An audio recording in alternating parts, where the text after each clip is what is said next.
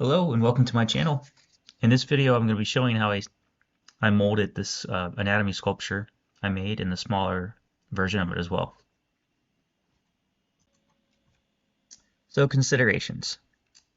I'm going to be showing you an example of a simple one-piece silicone mold I made of a skull I sculpted. This is the mold right here for the skull. Pretty basic. Um, and there's the actual little skull right there. So this was the beginnings of an entire écrochet I sculpted. The skeleton and then muscles on one side of it. And then these are the partial castings from that original sculpture I made. So one of the things to consider when you're making a mold is what kind of material you're going to be casting into the mold itself. So for this project I used Smooth-On 65D, which is a urethane plastic, and also another type of plastic. But you could cast wax into your molds, concrete, resins. There's just so many different things. Another thing to think about is what's going to be happening inside the mold as you're pouring the casting material into it. So as you fill the mold cavity with material, the air inside the cavity has got to go somewhere, right? And sometimes it could get trapped inside the mold and create air bubbles, and we don't want that. So you have to create a way for that air to escape smoothly. Also, you need to think about if your mold has deep undercuts, that will create a problem when you try to demold the sculpture. You need to think about any high points that might not fill properly because there's not a place for the air to go. So the mold for the pelvis right here has two different air vents and one pore spout, and those were required to help the mold fill properly because there's a lot of high points in the pelvis I sculpted there. In this mold, I've cut plywood and aluminum armature wire that I used to help create a base for the mold box. So the plywood and the sculpture are attached by those aluminum pieces, and on top of the aluminum, I add oil-based clay to create the pore spout and to create the vent, right? And by the way, all these little red areas on the sculpture there it's just oil-based clay that I used to sculpt the original. And I've had to fix small imperfections and also fill in certain deep areas to make the sculpture just easier to mold and to cast.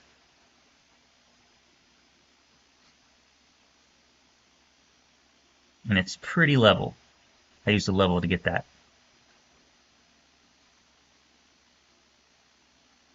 Also pretty sturdy.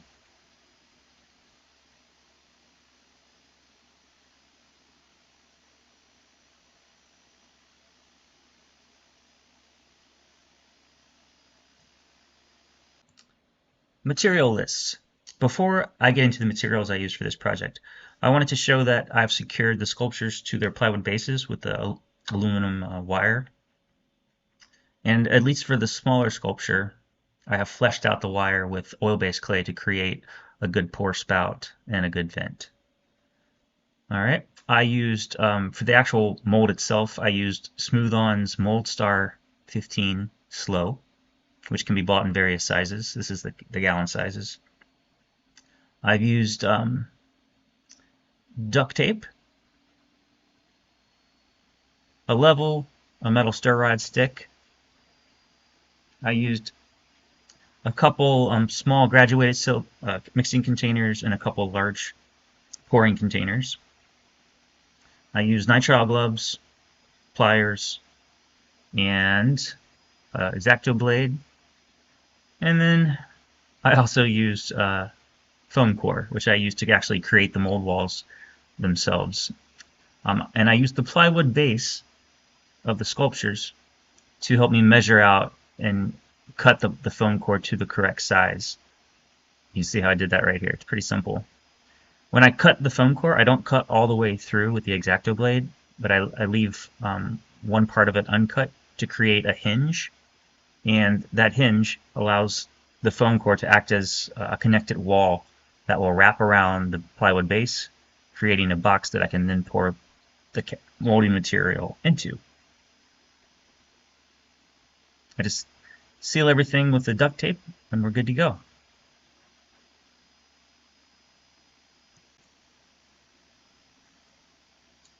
So here you can see that I've taped the mold walls to the plywood base with duct tape to seal it. I'm also going to tape the outside and the rest of the inside, so when I pour the mold star in, it won't leak.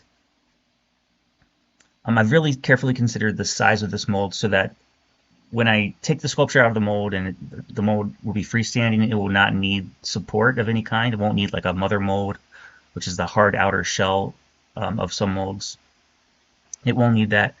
And I've ensured that there's enough clearance between the bottom cavity of the sculpture, the bottom cavity of the mold, and the outer mold, so the mold freestanding. These are some examples of some molds I've made that don't require mold walls. I just used pre-existing cups and poured the mold star right inside of it. I'm going to show you a sculpture with a hard outer shell. That's a mold with a hard outer shell and a soft pink core. So one thing I want to mention is the type of clay that I used to sculpt my original sculptures and also to sculpt the pour spout and the vents. I used sulfur-free monster clay. That's important because you want to use sulfur-free clay if you're using silicone, because silicone and sulfur don't mix and the silicone will not cure properly if there's any sulfur present in your clay.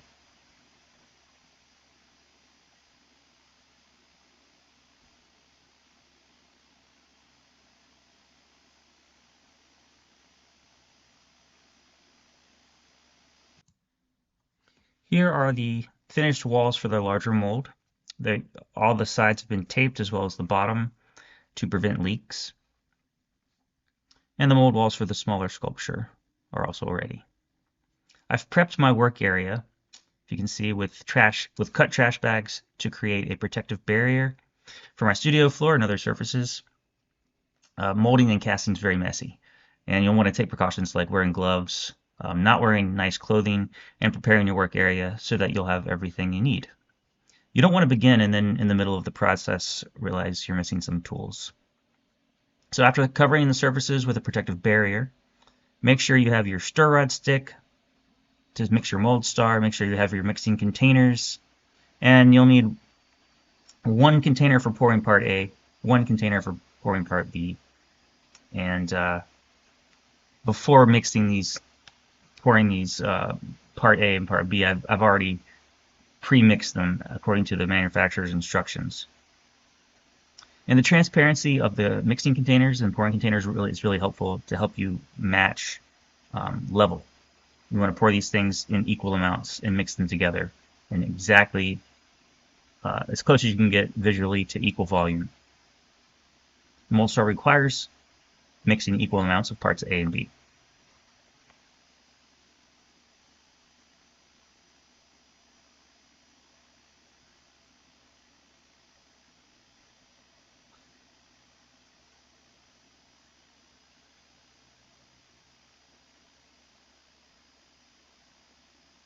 And even though I'm pouring carefully, you can see it. Some of it will drip over the side, and that's what ends up getting on my trash bags. So yeah, like I said, just very important to protect your work area. And I'm laying down paper towels, getting the larger container where I'm going to pour parts A and B together at the same time. And after I initially do this, I really carefully scrape the sides of each respective container to get out as much of the material as possible. You don't want to waste any. So there's my metal stir rod stick, scraping the sides so you can just see how much material clings to the sides. So you want to do this with both parts. And before I use the mixing rod, from going from the part B to the part A, I'll usually wipe them clean.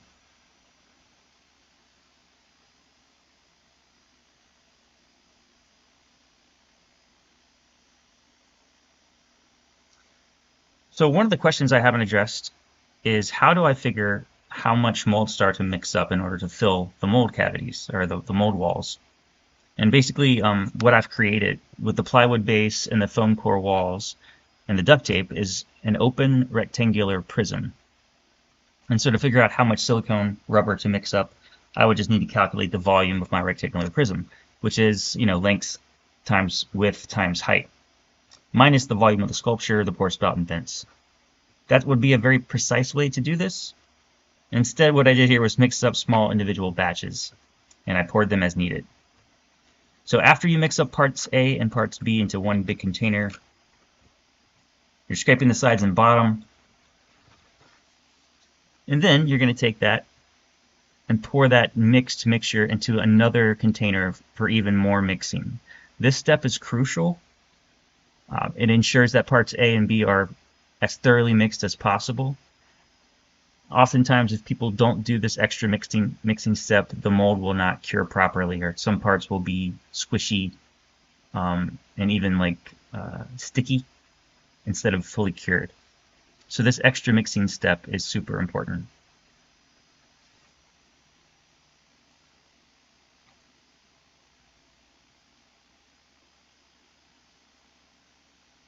Again, I'm just scraping the sides and the bottom. That metal stir rod is super easy to wipe clean. There I am mixing it again.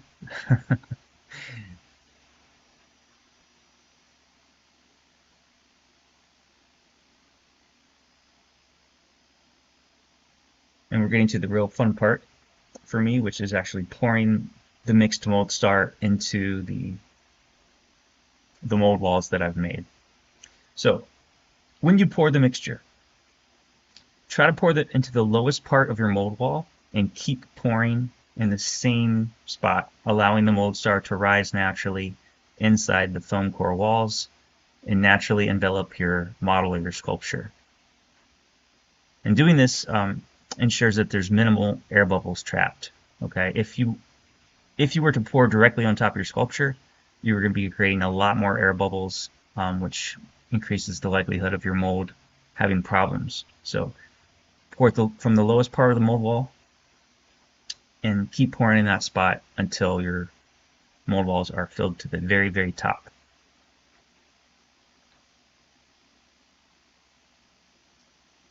Another way to help minimize air bubbles is after you fill your mold wall with silicone, you can use your stir rod or stick to gently tap the sides of the filled mold walls to release even more air bubbles. And you'll see me doing this later in the video here. So I've wiped the surface clean. That's my larger mold, and I'm going to mix up more and fill that too. Basically repeat the process.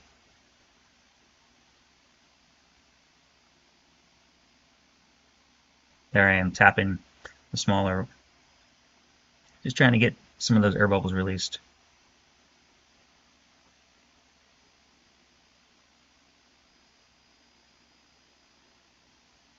Now, I don't immediately clean out those containers. Usually what I'll do is I'll wait for them to cure and just peel them out, peel out the cured silicone. It's much easier. Looking back at this video, I probably should have measured how much mold star to mix. But, like I said, I just kind of winged it and mixed it up in small batches. But you can see the rectangular, the mold box is basically an open rectangular prism. So I would say I usually would recommend being as precise as possible when you mix up this material. It's just so expensive for me. If I ever make a mold and I end up with excess, I try to have extra containers lying around that I can fill with mold star and then place like a little sculpture I've made inside of that to try to make a very quick impromptu mold, or at least a partial mold of a sculpture. That way the mold star at least gets used in some way instead of just sitting there and curing. These looking back, these molds when they were finished and I removed the sculpture from the molds, they were bricks. They were heavy. So these two molds took quite a bit of mold star material. Not quite the full gallon, but pretty close.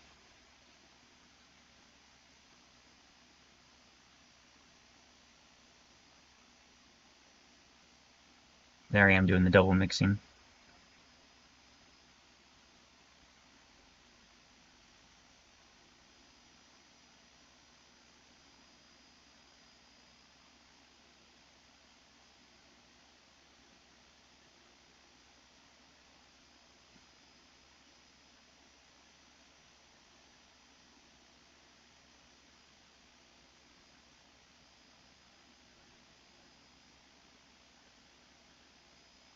Finally, I'm about to pour it in.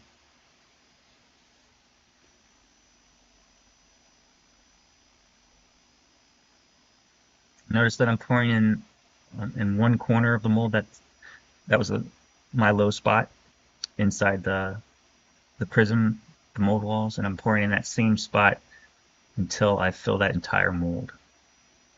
And I ended up having to mix up quite a few batches of this stuff to do it.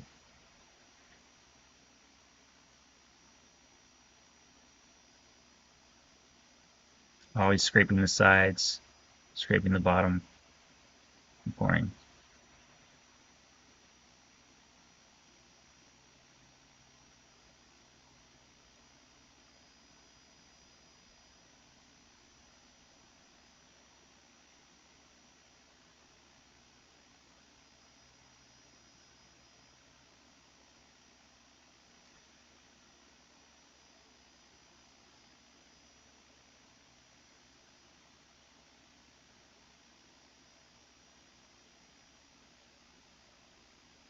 Mixing up yet another batch of this stuff.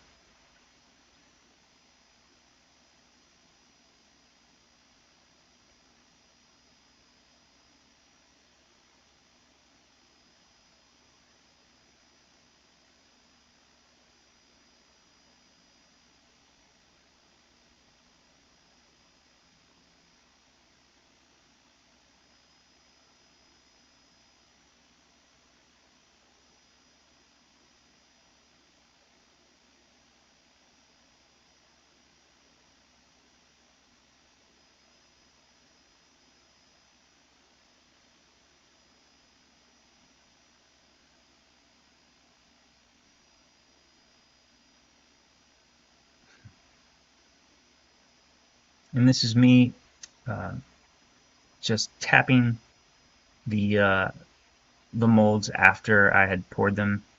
So they haven't cured yet. I'm just tapping them to try to release any air bubbles that might be trapped inside them. Excuse me. And I'm not tapping very hard, just enough to be effective. But you just don't want to beat your mold to death and create a puncture and have the mold leak everywhere. Especially if you're using like a metal rod like I was. So tap them with care.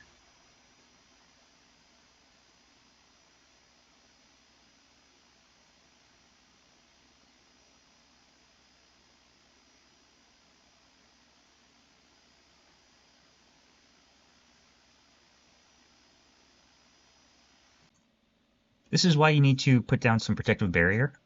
Molding and casting are very messy processes, and if you don't take precautions, the stuff's going to get on places you don't want it to. So definitely protect your area with a trash bag, drop cloth, something.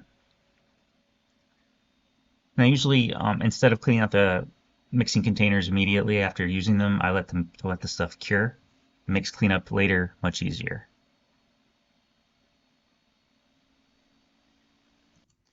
After the mold is cured, I use my X-Acto blade to cut the tape seams along the edges and the bottom of the mold.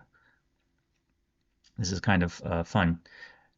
And basically, I just peel the walls off little bits at a time. And unless you use some kind of mold release on the foam core surfaces, you're going to destroy the foam core as you take it off. The plywood should be okay and be reusable, but the foam core, not so much. Also, if I had used mold release on the foam core, the removal would have been much cleaner and quicker.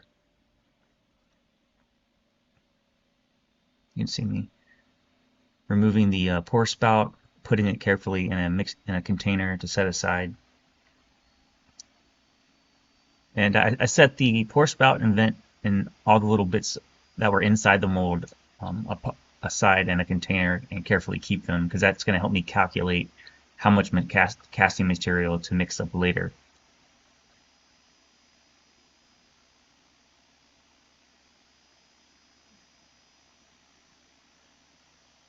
All the little extra bits from the mold can be discarded, but everything that was inside the mold wall has to be saved.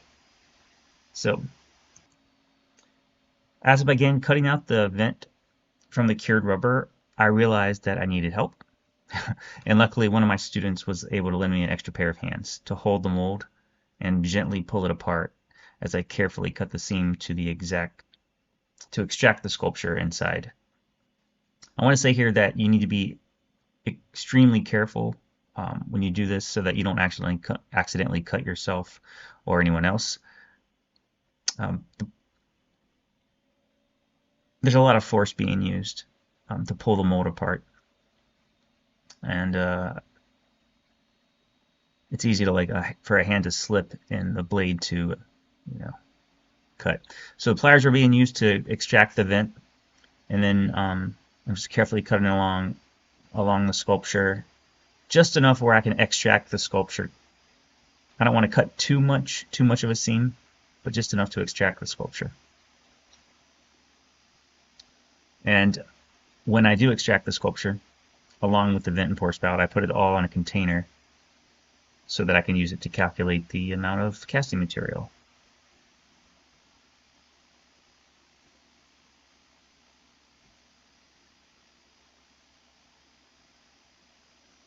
Put all that in a container, clean up the mold.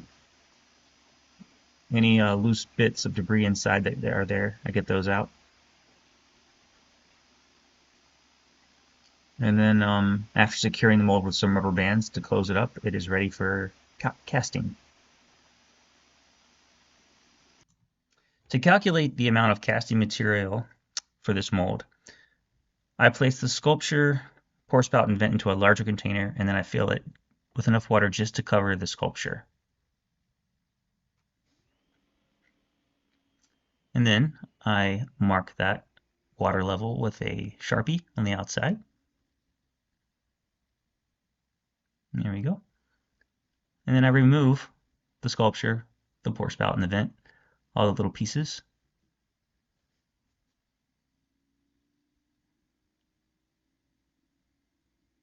And I mark the new water level.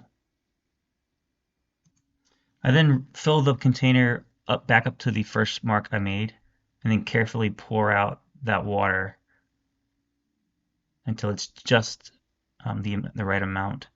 That equally divided into two parts is how much I'll need for part A and for part B, equal parts by volume, because I'll be casting with urethane plastics that require two different parts, 1-to-1 ratio. After I do this, I'll mark the water level on the containers, and then I'll label them part A and B. And that will be how much I need to pour of the casting material to mix it up. This was my first time casting with this type of plastic, and overall I'm pretty satisfied with the way the castings turned out. There's a few air pockets in the casting right there and a few other spots, but overall it captured all the detail I wanted it to. So once the mold star is fully cured, you can peel it off of the mixing containers. It comes off in a pretty big section. It's satisfying to do this and pretty easy. Makes cleanup simple. And I do this for the smaller mixing containers as well. The containers that contain only part A or only part B of the mold star will have to be cleaned up in the old-fashioned way. Not as fun. But the big mold has cured. It'll look like the small one once I remove the walls. And I want you to note how much detail the mold star picks up. It even picked up the shiny texture of the duct tape. So here I'm just carefully cutting those seams in the foam core walls, and I'm prying it off.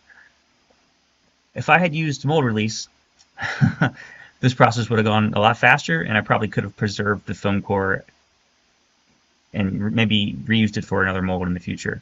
But Didn't do that, so I might try that in the future and see how it works. And by the way, this video has been sped up like 5 or 6 times its normal speed.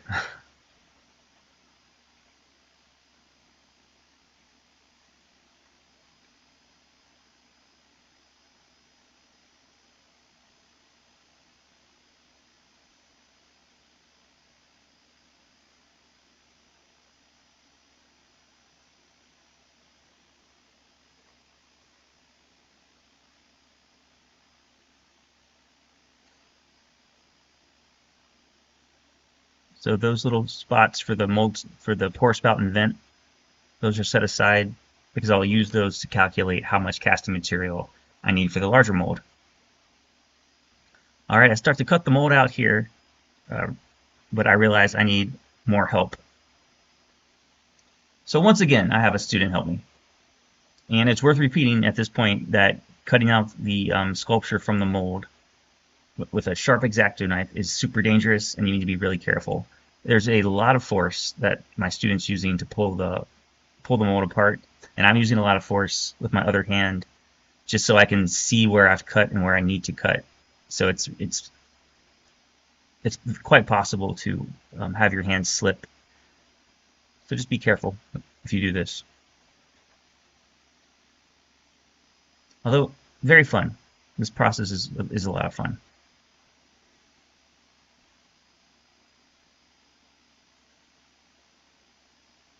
And once I do finally wiggle the sculpture out of the mold, I'm going to set the sculpture with the pour spout and vent in a separate container and start calculating the casting material for it.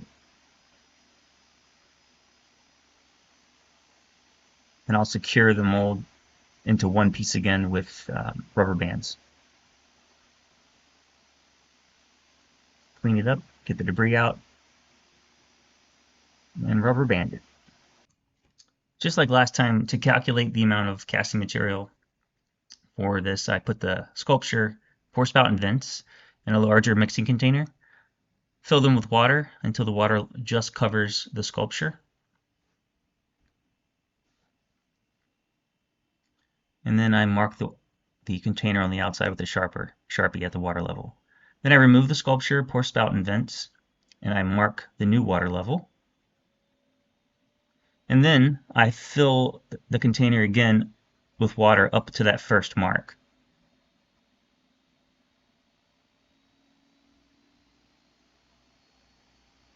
All right, at that point, I carefully extract the water with a cup until it's down to that second mark I put.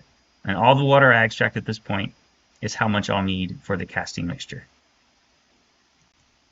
What's not shown is that I marked the water level of the two mixing containers and marked 1A and 1B.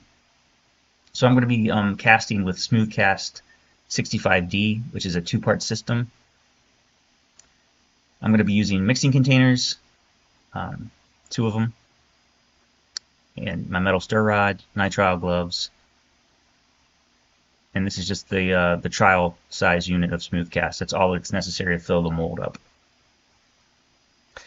So the pot life of Smoothcast 65D is about 2.5 minutes. So I vigorously shake each part, and then I put my gloves on to protect my hands. This stuff is not good for your skin. And I use my metal stir rod to create 2 punctures that allow the liquid to be poured out more smoothly. So as I'm pouring these, I'm checking at eye level that it hits the mark that I've made with the Sharpie for each part. And then once I combine them together, like I say, I have about 2.5 minutes. So I've got to work very quickly. Here we go.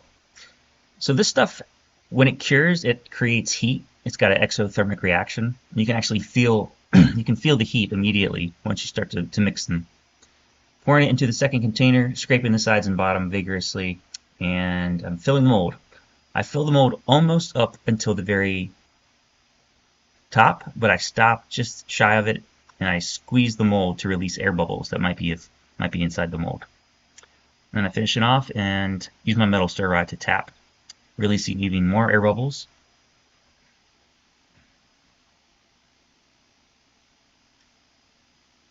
And then I pour the remainder just on the top. So there's a little puddle on the top of the mold. And this helps me gauge how the thin parts of the mold are curing. As it cures, the opaque liquid will become milky white. It takes about 15 minutes to fully cure. You can see it right now, curing. It's pretty cool. For cleaning up, I like to wait until the casting material has fully cured, which allows me to just peel it out of the mixing containers. It makes cleanup a lot easier. And you can see there's still some uncured parts. So when this stuff smooth cast cures, it maintains some flexibility depending on how thick the casting parts are. This is the big reveal. This is a lot of fun to do.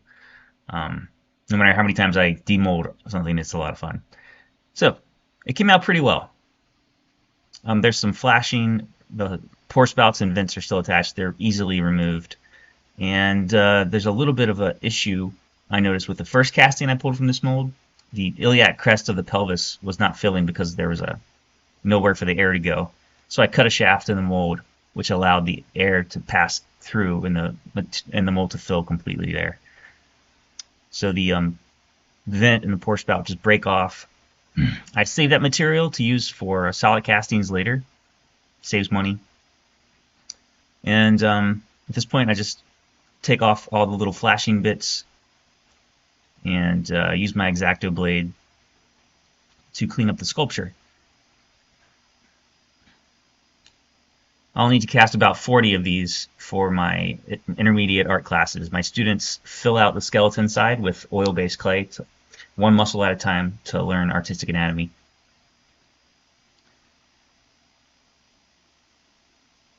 So I could have made this mold a little bit different. The mold itself is quite a brick. But I did it this way intentionally so that I could see if it was leaking, so that I could squish the mold with my hands to push out air bubbles, and just so I wouldn't have to worry about making another mold part, like a mother mold for it.